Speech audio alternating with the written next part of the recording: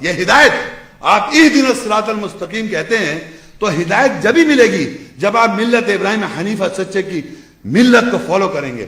مگر اگر آپ بلیو کرتے ہیں کہ اگر یہی مذہب ہے ملت ابراہیم کو فالو کرنا تو یہ اللہ تعالیٰ آپ سے کہلوائے گا رسول کے ذریعے, کہو کہ قل اننی ہدانی ربی الی صراط مستقیم دینا قیما ملت ابراہیم حنیفہ وما کان من المشرکین.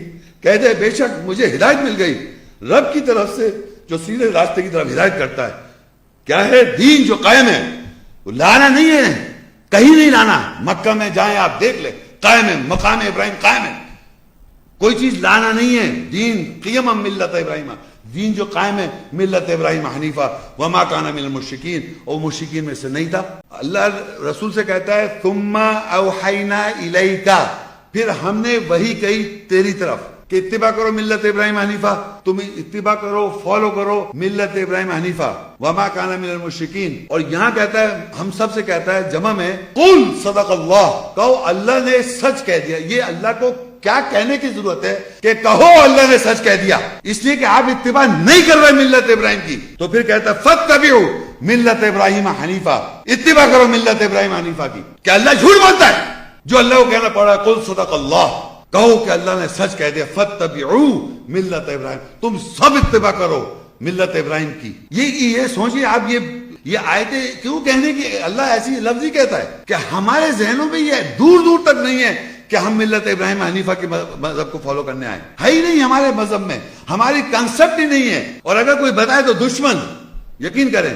تو سوال سمپل سا ہے, لوگ ہر زمانے میں, آج بھی پہلے بھی اور ہر زمانے میں اس روح کے بارے میں کنفیوز ہے. تو یہاں پوچھ رہے ہیں وَيَسْأَلُونَكَ عَنِ الرُّوحِ, وہ لوگ سوال کر رہے ہیں. رسول صلی اللہ علیہ وسلم سے سوال کیا گیا کہ روح ہے کیا؟ تو اللہ جواب میں کہتا ہے قُلِ الرُّوحُ مِنْ أَمْرِ رَبِّي, یہ اللہ کے امر سے ہے. اب روح کے مطلب کہ ان الفاظ کی سینس اور ایسنس, یہ اس کی مقصد کیا ہے اس آیت کا یا بات کا, یہ اللہ کے آرڈر سے.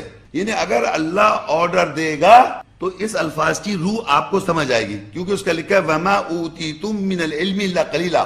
اور آگے یہ بتا دیا کہ اس کا علم جو ہے, علم سے اس کا لوگوں کے پاس قلیل ہے, زیادہ تر لوگ اس کو نہیں جانتے. دنیا میں سب سے زیادہ یہ کتاب پڑھی جاتی ہے, لیکن اس کی روح کو کتنا جانتے ہیں؟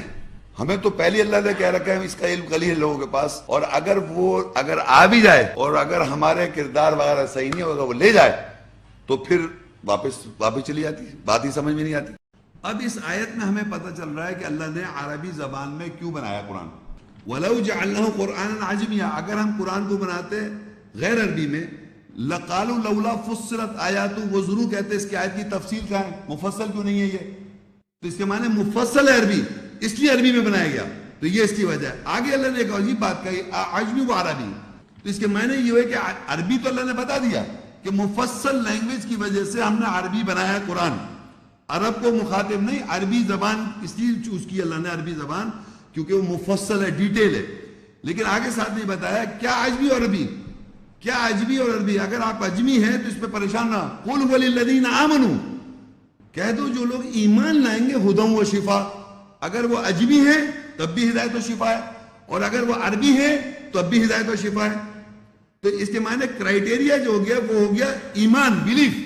اب اس آیت میں اللہ تعالیٰ فرما رہا ہے کہ ہم نے تمام انسانیت کو خلقناکم من ذکر و انثی, ایک مذکر سے اور ایک مؤنث سے بنایا.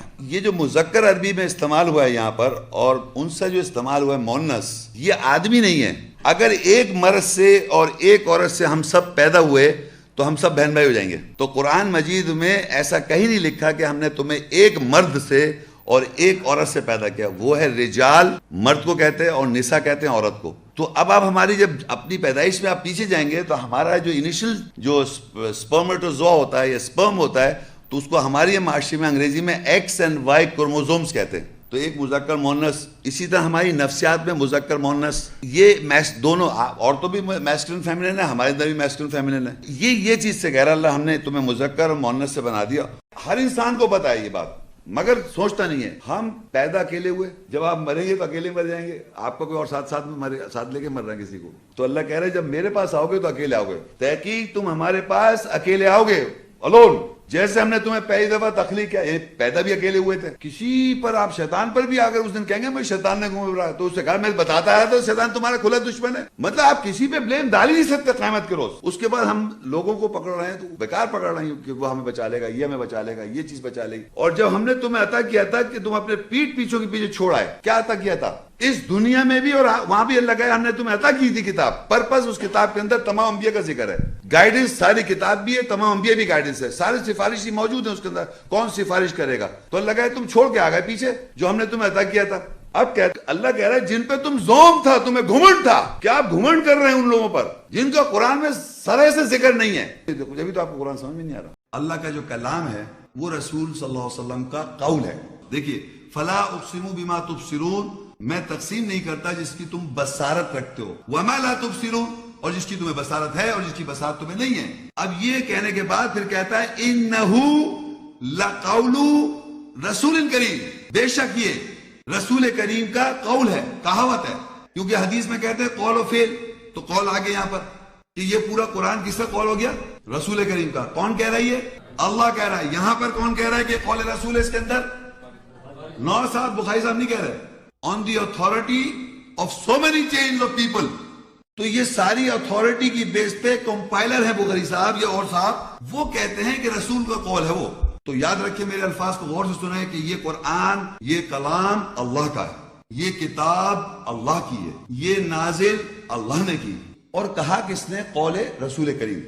اب یہ دیکھیے آپ کا ہمارا ہم سب کا بیہیویئر کہ اللہ کہتا ہے کہ ہم اس کو انسان کو رحمت کا مزہ چکاتے ہیں اور پھر اس کو جب ہٹا لیتے ہیں تو وہ مایوس ہو جاتا ہے. رحمت کیا ہے؟ کہ اللہ کی آیات کی ایسنس کی وضاحت ہونا. لعنت کیا ہے؟ کہ آیات آپ کو پتہ نہیں چل رہی، آیات کی روح نہیں پتہ چل رہی ہے، وہ لعنت ہے سمجھے آپ کے اوپر. اندھیرے میں آدمی کو نظر آتا ہے کہیں نہیں آتا نا. تو یہ بیہیویئر یاد رکھیں ہمارے سب کے ساتھ ہو رہا ہے، یہ ہم کو سمجھنا ہے. یہ تسلی ہے کہ آپ کو گائیڈنس کیسے لینی ہے. اور اللہ تعالیٰ کہتے ہیں کہ آیت انما مع العسر یسرا، بے شک مشکل کے ساتھ آسانی ہے. یہ تھوڑی کہ مشکل زندگی، آدمی مشکل کو زندگی کو یاد رکھتا ہے، جو اس کی آسانی ہو دیکھ ہی رہا ہے اس طرف. تو سر تسلیم خم کرنا سیکھیں زندگی میں. اگر برائی چوٹ اگر چلی بھی جائے تب بھی صبر کرتے رہیں کہ اگلی دفعہ دوبارہ نہ آ جائے. تو یہ کنٹینیوس آن گوئنگ پروسیس ہے. انسان کو ہر زمانے میں یہ سمجھنا ہے، ہر لائف کے سٹیج پہ آزمائش ہو جائے تب بھی شکر کرتے رہیں، صبر کرتے رہیں، دونوں طرح، فائدے میں بھی اور نقصان میں بھی.